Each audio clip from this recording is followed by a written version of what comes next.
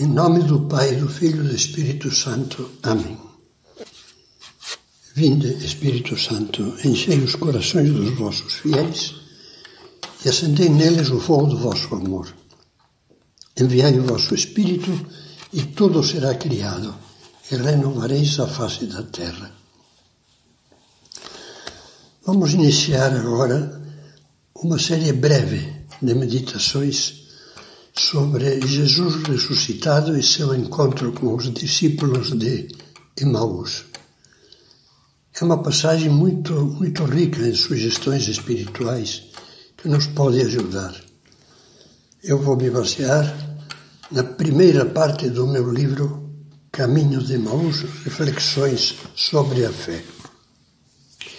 E vamos com a primeira meditação. Ao cair da tarde.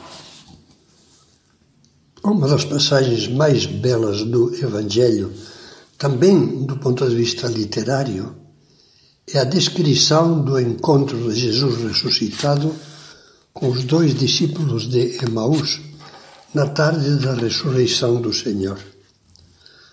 São Lucas inicia assim o relato. No mesmo dia, o primeiro da semana, o que hoje nós chamamos domingo, dia do Senhor, dois dos discípulos iam para um povoado chamado Emaús, a uns 60 estádios de Jerusalém. 60 estádios, como diz São Lucas, seriam uns 10 quilômetros. Outros manuscritos antigos do Evangelho de São Lucas colocam uma distância maior, mas tanto faz. O sentido do texto evangélico é o mesmo. Dizia, iam para um povoado chamado Emaús, a uns 60 estádios de Jerusalém. Conversavam sobre todas as coisas que tinham acontecido.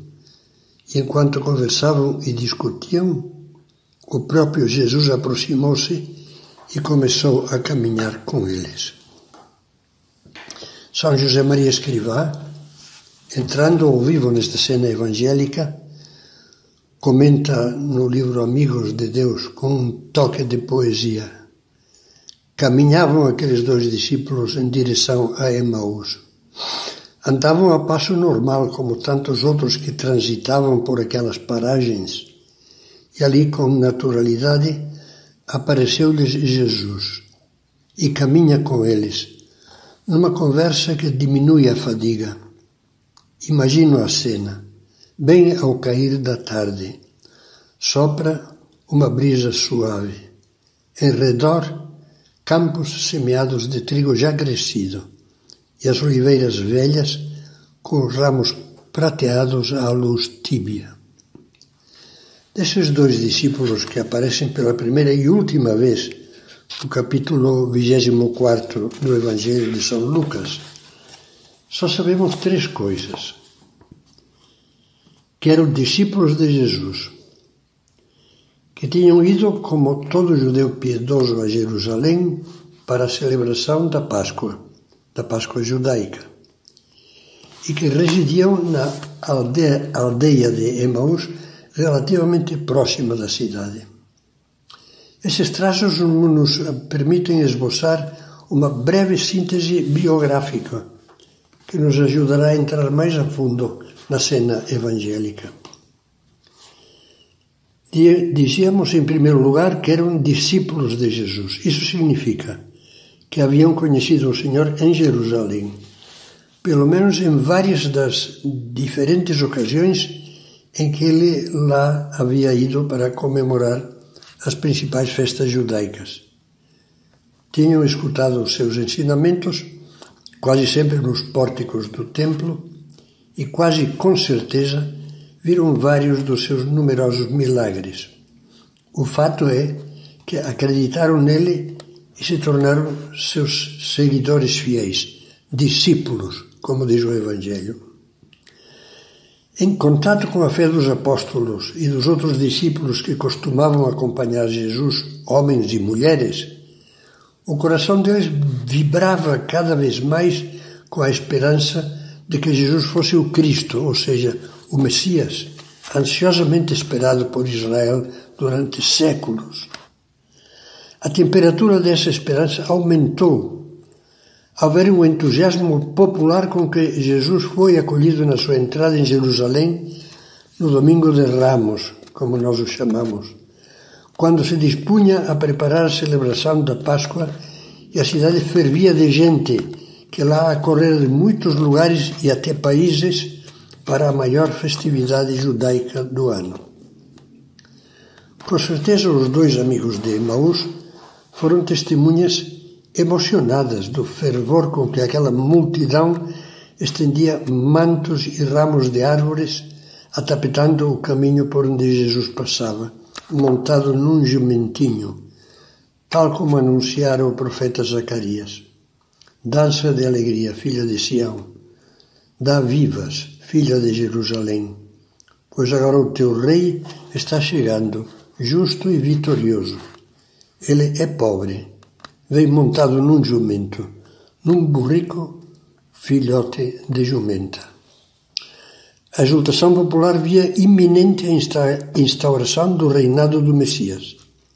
Jesus, pensavam eles, depois da recente ressurreição de Lázaro, estaria finalmente pronto para estabelecer seu reino.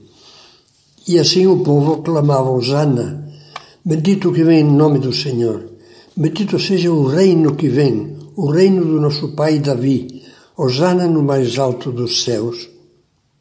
Era natural que os dois discípulos, envolvidos pelo arrebatamento da multidão, sentissem o coração rebentar de júbilo.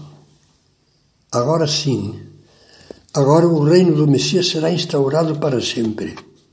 Ele restaurará o reino de Israel, como dizia vaticinando Isaías, e fará irradiar o domínio de Deus sobre o mundo todo.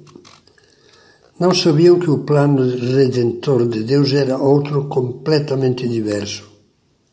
Como veremos em outras meditações, os caminhantes, na sua conversa com Jesus, estavam desolados, porque a esperança nesse reino tinha sido aniquilada com o fracasso de Jesus nas mãos dos poderosos, dos sumos sacerdotes e do governador romano, Pilatos. Haviam contemplado pasmados e atordoados aquele Jesus que julgavam Messias Rei, preso, humilhado, achincalhado, açoitado, cuspido, coroado de espinhos, crucificado e morto, e por fim fechado no silêncio da sepultura já fazia 3 dias. Este era o estado de ânimo dos nossos dois amigos, que explica bem as reações e as interpretações que eles faziam e a tristeza que os dominava. Acompanhamos de novo um trecho do relato de São Lucas. Naquele mesmo dia, o primeiro da semana, 2 dos discípulos iam para um povoado chamado Emaús. Conversavam sobre todas as coisas que tinham acontecido. São as coisas que acabamos de descrever sinteticamente. Com que amargura remexeriam na memória a beleza dos fatos passados, em contraste com os terríveis acontecimentos recentes. Como seria a sua conversa? Por mais que debatessem, não conseguiam entender nada do que tinha acontecido, nem achavam sentido nenhum. O que para eles era evidente é que o maior sonho de sua vida se tinha estilhaçado. Só restava o trauma e a tristeza. Eu gostaria que aproveitássemos esta meditação para rememorar também nós os nossos sonhos perdidos, as nossas esperanças desfeitas, as alegrias espezinhadas. É possível que não nos tenham faltado alguns desses sofrimentos e que achemos natural que tenha ficado no nosso coração um travo azedo de pessimismo, desânimo e descrença. Às vezes até nos parece inevitável, como se fosse lei de vida, que a passagem dos anos traga consigo uma invasão de decepções e de ceticismo. Talvez nos ajude a fazer agora, ainda que doa bastante, um breve balanço das nossas esperanças frustradas. Na vida familiar, O marido ou a esposa não são o que deles se esperava. Os filhos não correspondem aos sonhos dos pais e às vezes os aniquilam. Os parentes dão surpresas muito doloridas. Na vida profissional, não alcançamos as metas desejadas, ou quando as alcançamos, fica um verme interior dizendo: não era isso, eu esperava muito mais. Ou então temos que padecer os danos causados pela traição de um colega, de um sócio, talvez de um parente, de um velho amigo. Na amizade também não faltam esperanças e expectativas legítimas que caíram no chão e nos deixaram desolados. Ou na hora da dificuldade, da desgraça e da dor, quando mais precisávamos de conforto e ajuda, vimos que alguns dos melhores amigos desapareceram. No campo da vida pública e social, quantas esperanças, quantas decepções. As venturas e desventuras giram em torno de nós como uma ciranda. Se lhe sugiro evocar essas decepções, não é para que se atormente, desenterrando aflições passadas e presentes. Sugiro-lhe isso para que, acompanhando de perto os discípulos de Emaús e a sua conversa com Jesus, os entenda melhor e se levante na sua alma uma luz nova de esperança. Uma certeza de que não é uma utopia que não é uma utopia nenhum consolo barato. Com Jesus, um esplêndido alvorecer é sempre inesperado e possível. Esperemos para começar a contemplar isto na próxima meditação.